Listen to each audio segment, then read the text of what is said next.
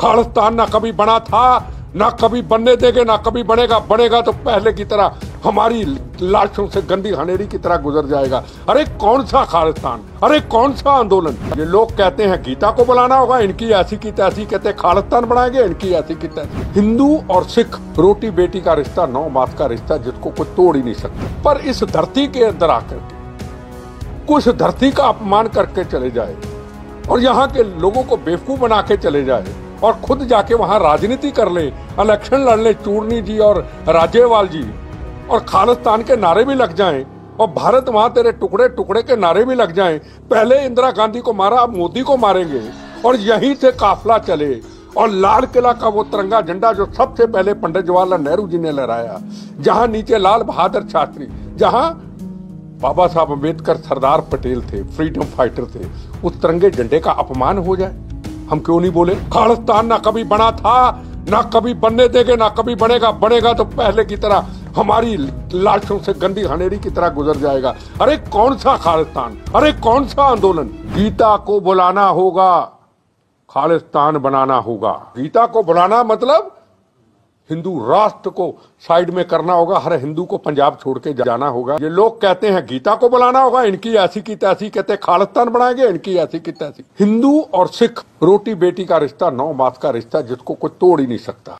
आजादी से पहले, आजादी के बाद और अभी तक शहादतें, कारगिल का युद्ध, 65 की लड़ाई, 71 की लड़ाई, नक्सलाइटों से लड़ाई, कोई ऐसा गांव नहीं है हरियाणा की धरती पे जहां शहादतों का जाम नहीं पिया है और योधों ने कुर्बानी और शहादत दी है। एक चीज का अफसोस है और अफसोस मुझे रहेगा। अभी दीप संधू हरियाणा में आता जाता कहीं उसकी डेथ हो गई। ठीक, मेरा फोन देना बेटे। हाँ जी, डेथ हो गई सोनीपत में है जी, सोनीपत में ही हुई। हाँ, सोनीपत में डेथ हुई। खालिस्तान के नारे यही लगे। हमने खालिस्तान के नारे खत्म कर दिए थे पंजाब के अंदर। पंजाब के अंदर खालिस्तान का नारा लगता नहीं था कोई। 36,000 बेगुनाहों का कत्लेआम हुआ, 19,000 हमारे हिंदू भाई मारे गए। हिंदू और सिख रोटी बेटी का रिश्ता, 9 मास का रिश्ता, जिसको कोई तोड़ ही नहीं सकता। हरियाणा के भाइयों ने, सोनीपत के भाइयों ने, आसपास के किसान भाइयों ने पूरा समर्पण किया। किसान आंदोलन को करना चाहिए था, एक आजाद विचारधारा है, लोकतंत्र है। पर इस धरती के अंदर आकर के कुछ धरती का अपमान करके चले जाए और यहाँ के लोगों को बेवकूफ बना के चले जाए और खुद जाके वहां राजनीति कर ले, इलेक्शन लड़ ले, चूरनी जी और राजेवाल जी, और खालिस्तान के नारे भी लग जाएं और भारत मां तेरे टुकड़े टुकड़े के नारे भी लग जाएं। पहले इंदिरा गांधी को मारा, अब मोदी को मारेंगे और यहीं से काफिला चले। और लाल किला का वो तिरंगा झंडा जो सबसे पहले पंडित जवाहरलाल नेहरू जी ने लहराया, जहां नीचे लाल बहादुर शास्त्री, जहां बाबा साहब अम्बेडकर सरदार पटेल थे, फ्रीडम फाइटर थे, उस तिरंगे झंडे का अपमान हो जाए, हम क्यों नहीं बोले? मेरा एक सवाल है, यहां के जिम्मेदार लोगों से सवाल है मेरा। और वहां जाके मैं अगर वीडियो दिखाऊंगा आप हैरान हो जाएंगे। उसके भोग के ऊपर, उसके संस्कार के ऊपर क्या नारे लगे? गीता को बुलाना होगा, खालिस्तान बनाना होगा।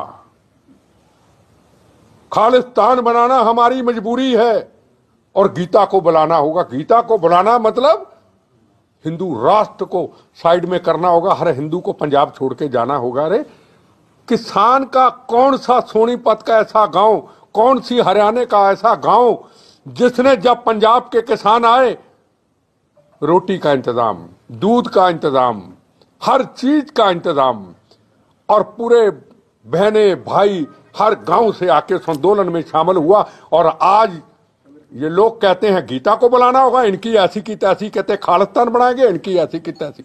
खालिस्तान ना कभी बना था, ना कभी बनने देंगे, ना कभी बनेगा। बनेगा तो पहले की तरह हमारी लाशों से गंदी हनेरी की तरह गुजर जाएगा। अरे कौन सा खालिस्तान, अरे कौन सा आंदोलन। क्या यहां के लोग बोलेंगे कि यहां किसान आंदोलन के मेरे भाई, मेरे पिता समान, मैं सिर झुकाता हूं कि आप इन चीजों का विरोध करोगे कि जिन्होंने कहा गीता को बुलाएंगे, जो आप कहते हैं कि खालिस्तान बनाएंगे, और इस धरती पे आकर के तिरंगे झंडे का अपमान करके चले गए। आगे से हमें सबक सीखना होगा।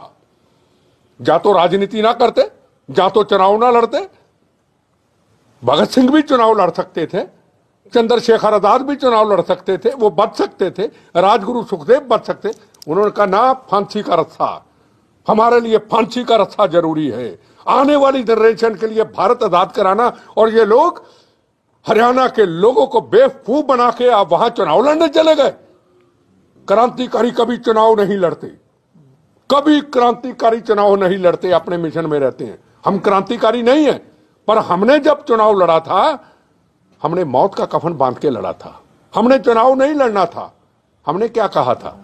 नरसिम्हा राव ने कहा था पंजाब में लोकतंत्र लाना है, बहनों के सुहागों को बचाना है, खालिस्तान नहीं बनने देना है, पंजाब हिंदुस्तान से टूटने नहीं देना है। हमने बहनों के सुहागों की रक्षा के लिए, बच्चों को यतीम होने से बचाने के लिए, खून की नदियां बहती थी उसको रोकने के लिए, पंजाब में हिंदू भाई हमारा पंजाब छोड़ के ना जाए, उसके लिए मौत का कफन बांध के चुनाव लड़ा। बम चले बार बार, 70 लोग शहीद हुए, अमन शांति दिया, छोड़ के चले गए। 96 में चीफ मिनिस्ट्री मिली बेअंत सिंह की शहादत के बाद। नरसिम्हा राव जी को कह दिया जो मेरा कर्म नहीं है। आज तक हम अपने एक आंदोलन में हैं। हमें क्यों बुलाया इधर? हमें इनको क्यों इन्होंने बुलाया? इसलिए बुलाया, हमारा कमीशन। अगर हम एमएलए एमपी होते थोड़ा हमें बुलाते ही। हमने अपनी पहचान को वही रखा। सवाल सबसे बड़ा कि आप एक अच्छा काम कर रहे हैं, आप हरियाणा को क्यों बदनाम, धरती को क्यों बदनाम चले गए करके, टुकड़े टुकड़े कर दिए किसी के। क्यों? क्या सिख कौम ये सिखाती है? सिख कौम मानवता की रक्षा के लिए बनी थी, उसमें हिंदू भी था, मुसलमान भी था, सिख भी था, ईसाई भी था, और आपने हाथ काट दिए। ऐसे तो अफगानिस्तानी नहीं करते, ऐसे तलिबानी नहीं करते। और हमारी यहां की धरती के जिम्मेदार लोग, पॉलिटिकल पार्टियों के लोग और किसान आंदोलन के हमारे भाई चुप रहे। अरे योधों की धरती है, ये बहादुरों की धरती है, ये अपने मुल्क के लिए खून पसीना बहाना जानती है और बहाती है। और आप हमारी धरती को बदनाम करके चले गए। अरे सिंधु बॉर्डर पे, अरे सोनीपत पे हाथ काट दिए, अरे वहां तिरंगे झंडे का अपमान करने के लिए चले गए, अरे वहां पे गीता को बुलाएंगे, खालिस्तान बनाएंगे, इनकी ऐसी की तैसी बनाएंगे। अरे ये क्या हो रहा है? हम कहां चुप बैठे हैं? इन स्थानों का क्या फायदा अगर इसकी मेहनत, इसकी आजादी की हम रक्षा नहीं कर पाए?